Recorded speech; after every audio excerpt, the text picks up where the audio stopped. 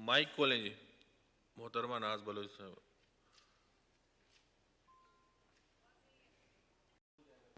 जी शुक्रिया जनाबे deputy speaker साहब। बिस्मिल्लाहिर्रहमानिर्रहीम। स्पीकर साहब, अदालत की जो तकरीम होती है और अदालत का जो तकद्दुस होता है वो किसी भी मुआशरे के लिए बहुत ज़रूरी है, क्योंकि अदल और इंसाफ वो पैमाना है जिसकी वजह से इंसानियत ज़िंदा है। मुल्क को जुल्म और जबर की आमाजगा बनाने की जो है इजाज़त कोई भी मुआशरा नहीं दे सकता। और हम जब बात इंसाफ की करते हैं तो इंसाफ कहने से नहीं, इंसाफ अमली तौर पे दिखाई देना चाहिए, और ये इंसाफ के तकाजे हैं। People come people go. इससे पहले अभी मिनिस्टर साहब ने जो तकरीर की और बिल्कुल वाज़ेह तौर पे उन्होंने चीज़ों को डिफ़ाइन किया है। लोग आते हैं, लोग जाते हैं। ये मनसब जो है ये शख्सियत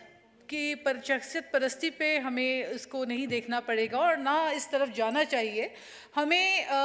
तकाज़ा जो है वो इंसाफ का ये है कि इंसाफ हर सूरत दिखाई दे। इससे पहले हमारे सामने मौजूद थे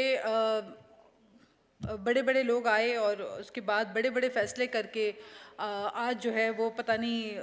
उनको तारीख़ में याद किया जाता है तो कैसे अल्फाज से याद किया जाता है वो भी सब जानते हैं। हम नहीं चाहते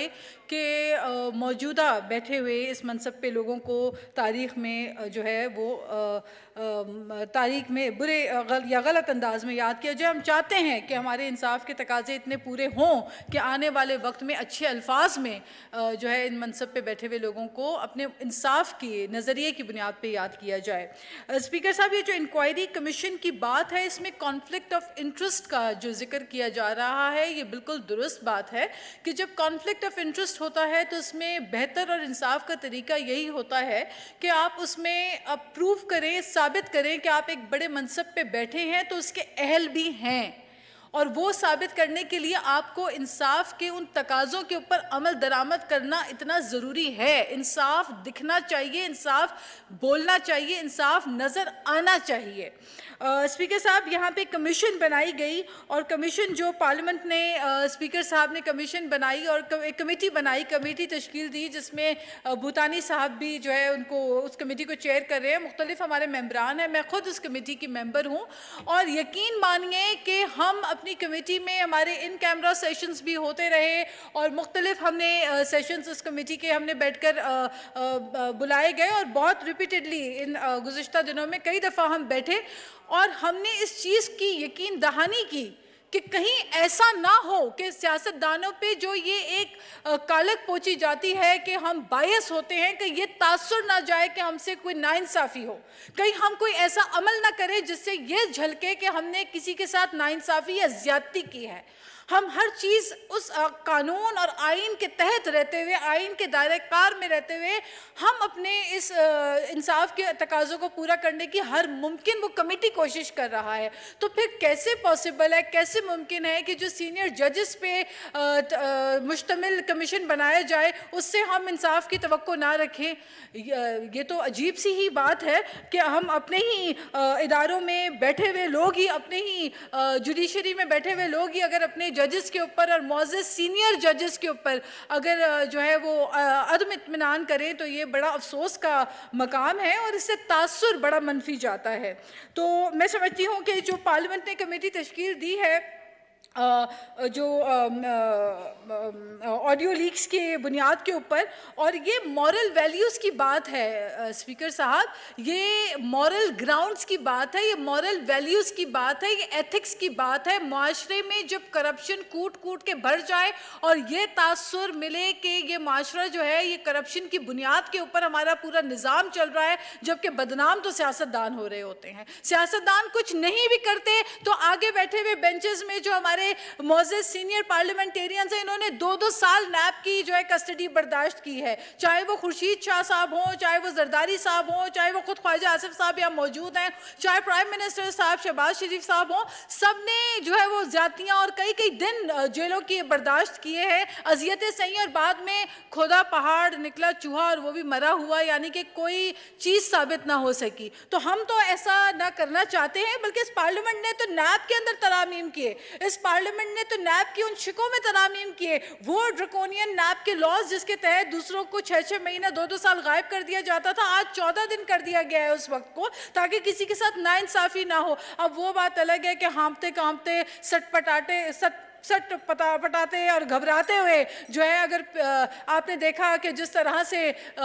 हाँफते कांपते हुए पीटीआई के लीडरान जो है, एक दिन की अडियाला जेल भी उनसे नहीं गुजर पाती और 42 डिग्री की गर्मी वो बर्दाश्त नहीं करते। कहाँ के शहीद मोहतरमा बेनज़ीर भुट्टो साहिबा जो 48 डिग्रीज में सखर जेलों में भी रहीं, और आमरीत के दौर में हमने हमारे वर्करों ने जालों ने कोड़े भी खाए, और आपने गुज़िश्ता हुकूमत में भी देखा पीटीआई के दौरे हुकूमत में, चाहे फरियाल तालपुर साहिबा की बहादुरी को आज हम पार्लियामेंट सराहती है, और बहादुरी को सराहती है मरियम नवाज जैसी खवातीन की, जिन्होंने